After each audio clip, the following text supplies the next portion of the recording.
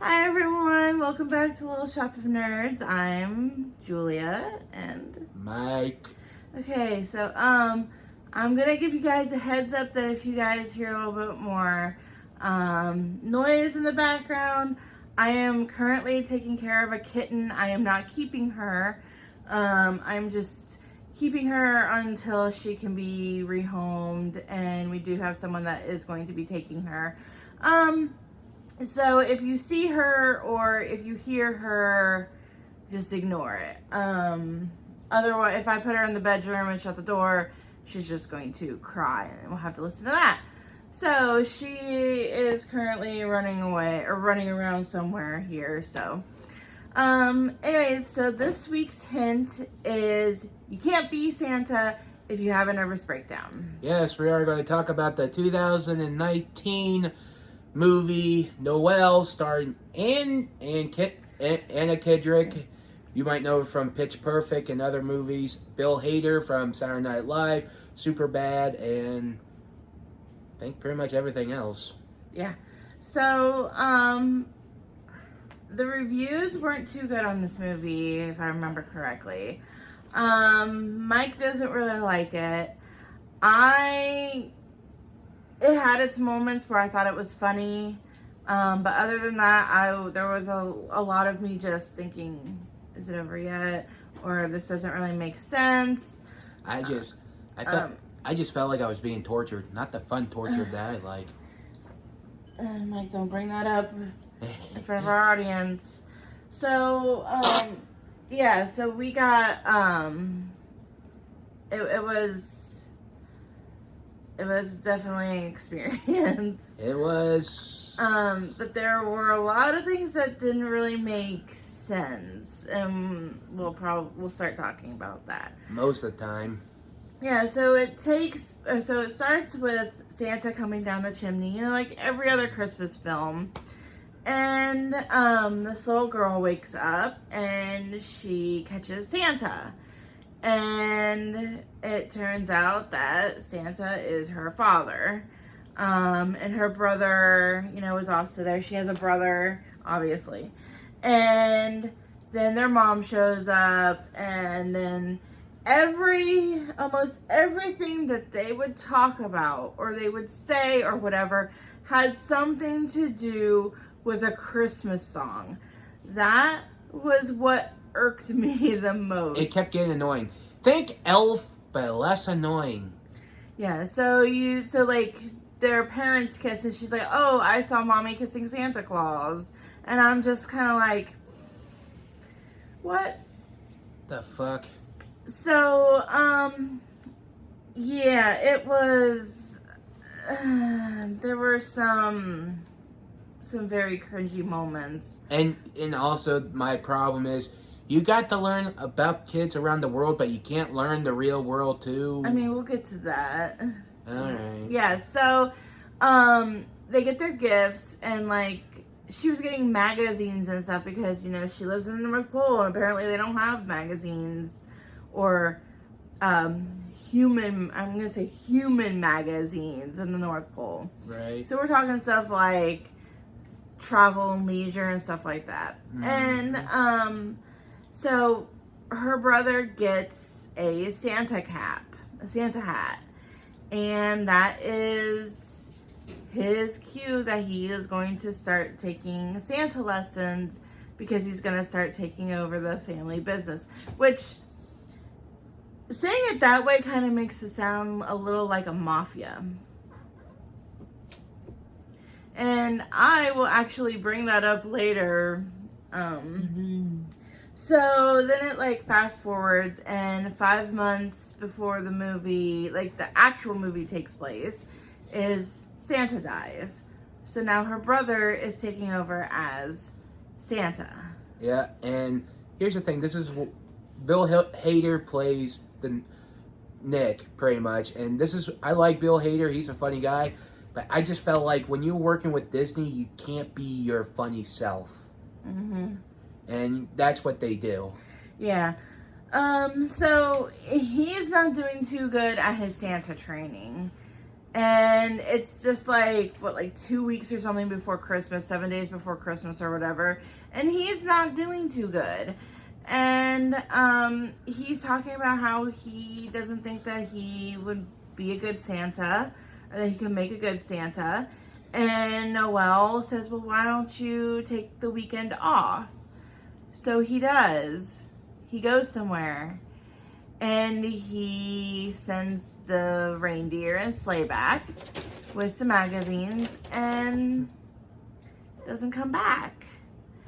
So now Noelle's in deep shit because she was the one that suggested her brother take a weekend off. And she's like, but I didn't say, you know, forever. I was just a weekend. So then their cousin Gabe, who is in the IT department, gets crowned as, well, I guess crowned as the new Santa. Yeah, and everyone's pissed at Noelle, and yet not getting what she wants and everything, and I'm like, okay.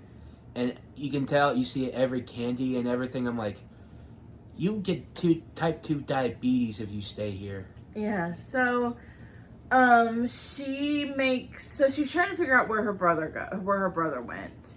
And she looks through one of the magazines, sees where he had torn out something, and she was like, what's between, what was it, Maui and San Juan, I think it was, and it was Phoenix, Arizona. And then she said Arizona weirdly. Yeah, and her nanny, Pauline, which I like, by the way, because she's more of a cynic than I am. Okay. I'm just saying. That's the only character I like throughout the film. I mean, yeah, she was probably the best. Because she was, like, she hardly did anything. She was mostly a cynic. I'm, like, trying to tell you, you're going to have to learn. And yet, I'm like, what the fuck? Why do I like this character more than the main character? Yeah. I mean, that was kind of how it was when I watched Twilight. When I went to go see Twilight for the first time. Okay, so, quick story here. Before the Twilight movies came out, I was a really big fan. I really liked the books. I went and watched the movie, and I came out of that movie theater hating the series. Twilight sucks, y'all. And I thought that that the side characters were more attractive than the actual main characters. Yeah, see? Yeah, I get it. And yet, once they get to Arizona, they landed in a mall, then the lady who's like the manager of the mall, told them they couldn't do it. And I guess a guy who runs the pet store, that she apparently has a thing for. And they kept the reindeer for display and do everything else. And yeah. And so then Noelle's trying to find her brother. She's going around to all like the Santa shops and stuff like that, and she still can't find her brother. So then she hires a private investigator. Yep. And he said it was $150 a day. And she tried to give him money, and he didn't. She didn't have any. It was gold coins with chocolate in the middle. Yes, and she goes back to the mall, and I guess the lady gives her stuff that she used as a trade to help with the brother, and they go walking around. They go to a homeless shelter, and a girl was signing, and I don't know if Anna Kendrick learned signing too, because I don't know if that's 100% complete signing there, because like it could be, but like I said, I didn't study. I mean, I wouldn't think that like they would just let her do sign language and then not really be sign language. Yeah, well, don't forget, there's sometimes. Okay, you know that remake of Miracle on 34th Street? Mm-hmm. The guy who plays Santa, Richard Attenborough, he actually learned sign language for that little girl who was actual deaf on set. Well, I mean, actors and actresses will do that. They'll learn sign language. Because I don't think, even with... So, I do not think a studio as big as Disney would just randomly have her come in and do what she thinks is sign language and not actually be sign language if they have deaf people watching it. I'm just saying, you never know. You know how people are nowadays. You know how like doctors will watch a medical show, they'll say wrong, wrong, wrong. Yeah, and no one has said that her sign language was not sign language. So I'm just saying. I'm just assuming it's 100. I'm just saying it could be actual sign language. I mean, it looked sign. It looked It, like it sign was language. sign languages, but I'm just saying. I'm just saying. But what I am saying is that no studio would allow her to just whatever with her hand. Well, don't forget they can also teach them certain sign language that are simple to learn. And that's a good possibility. That's what they did. But what you're saying is that you don't know if she was actually doing sign language. I don't know if she was doing the advanced sign language. You know, I didn't know if she was just doing the simple. I mean, it's a good possibility, or she could know sign language. Well, either way, You'd be surprised. let's get back on track. She doing sign language, and you know, and they asked, "You learn sign language?" And she's like, "No." And she doesn't know what's going on with her. Mm-hmm. Yeah. So, because she's also started to, but because before that, when she was trying to convince the private investigator to take over, or, you know, take her brother's case, she had told the guy, she's like, hey, that guy over there will let you use his phone because he's nice. And she couldn't really, so like that's probably around the time that things started to change and she didn't really realize it. But I think what it was, her dad told her to be the support group, support pretty much, Mm-hmm. and yet pretty much, and like when she said that, I'm like, what the hell, dick? Yeah, like I was under the impression that only Santa would be able to look at somebody and be able to tell if they were I know. naughty or nice. Yeah, and I'm like, how he just said, well, you can just cheer him on, I'm like, dick? Mm-hmm, yeah. You're telling your little girl just to be the support character? What the hell is wrong with you? And she was completely okay with it, too. I know, but just how he's just like, I'm like, dick? Yeah. So, she asked the little girl what she wanted for Christmas, and she said that she signed that she wanted her mom to find a job. Because they were living in the shelter, and another running gag was in an iPad. Everybody wanted an iPad for Christmas. That was like the running gag throughout the movie. But here's the thing: we are in the generation that little kids just want their iPads. Yeah. And I mean, granted that this was filmed in 2019, so before COVID. So I think a lot of people might have had iPads at that time. Yeah. But who knows? iPads didn't become a big thing till what? 2015, 14, whatever. I mean, they've been out for a few years. Yeah, so I got my first iPad back probably around 20. I was still living with my mom. So that was about about 2014-ish. It was before I moved out. And then I just got my second iPad because I lost my first one. I don't know where it's at. Yeah. I got my second one here just a few years ago, or not a few years ago. It's when I got my new phones. So yeah, iPads have been. So I don't know, but that was like a running gag where everybody wanted an iPad. Yeah, and I guess they go after a while. Then they found him at a yoga retreat. Or no, yoga studio. Yoga studio, because she started to she said that her body started to feel really hot. So they're at the store, and the private investigator has a son named Alex who was going around with them because he said that he wanted to see what his dad did for a job. So the little boy was telling Noelle, like, hey, this is what I want to happen. You know, this is what I want for Christmas and stuff like that. And then that's when they found him at the yoga studio. And they got into an argument because Nick did not want to go back, but Noelle needed him to come back. but he just decided not to. Yeah, and he turns out likes to do yoga, so I'm like, okay, that's not actually a good idea, yeah. Yeah. And she gets pissed, and she blows out the candle. It's like, and once she did, and you hear everyone like gasp. You have to admit that was actually kind of funny. It was, because like I don't do yoga, but I know yoga enthusiasts would be pissed at that. Yeah, like that was probably one of the funniest parts of the movie.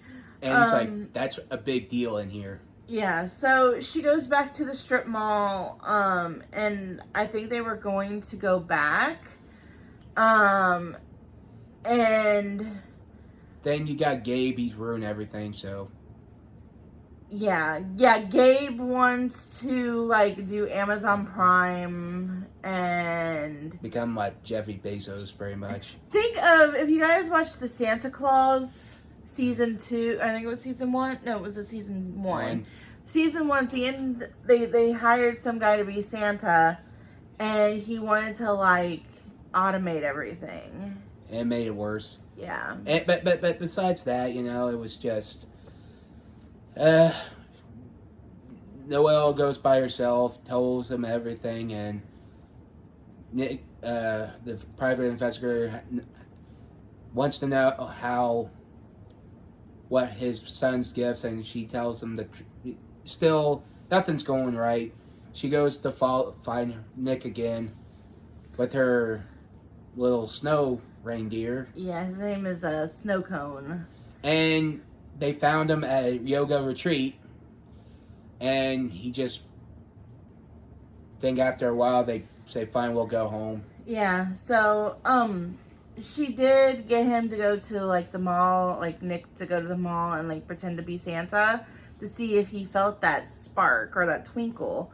But it was Noelle was the one that was answering everything. So then they were saying that Gabe was saying that there was only 2,000, or like a little over 2,000 kids would be getting gifts because they were good, or they were nice.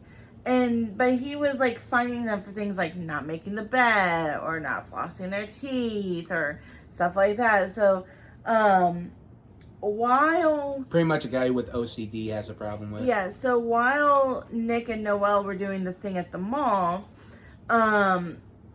they talked to one little kid who was speaking a different language. Noelle was able to translate. And it was, the kid just wanted his cousin to come live with them for Christmas, or wanted to come live with them. And then there was another little girl who was very rude. And Nick asked her, he's like, so were you a good girl this year? And she was like, I suppose so. And Noelle's like, no, you weren't. You bullied your friend for her lisp. And, like, her parents were like, oh, she's supposed to be your best friend. And I'm like, oh, shit. Yeah, and it just... It snowball, and she gets put in the loony bin. The kids were getting the messages. Yeah. That they weren't going to be getting gifts. And then the private investigator was like, did you tell my son that I would, spend Christmas with him and his stepdad and his mom? And she was like, well, yeah, because that's what his Christmas wish is. And he, got upset with her over that.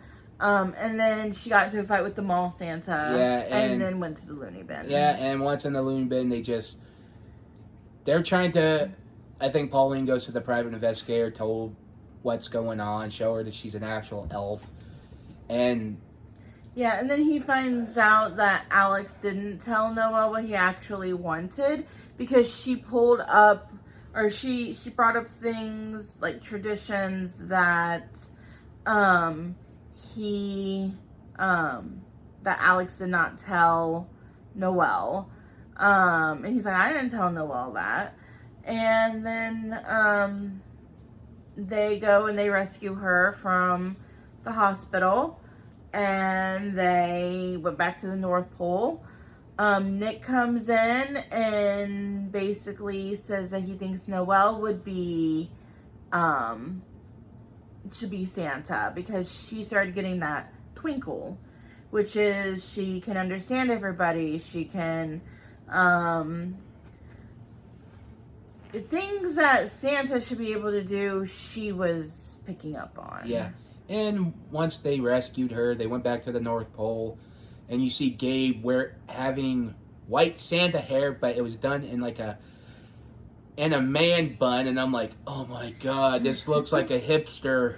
Yeah, so that's when she got crowned as Santa. Yeah, and because they have a covenant, and when they crowned Nick, or when they were talking about Nick being Santa, or after Nick had left, they said that Santa should go to the first male relative of Santa, which went to Gabe.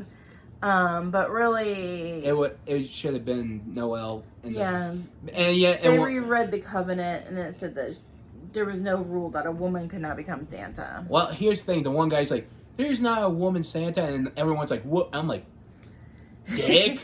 Yeah, everybody got upset about that. And I'm like, this is one thing I'm glad that Disney did not do, and they do this nowadays. They shove feminism in your fucking throat like crazy.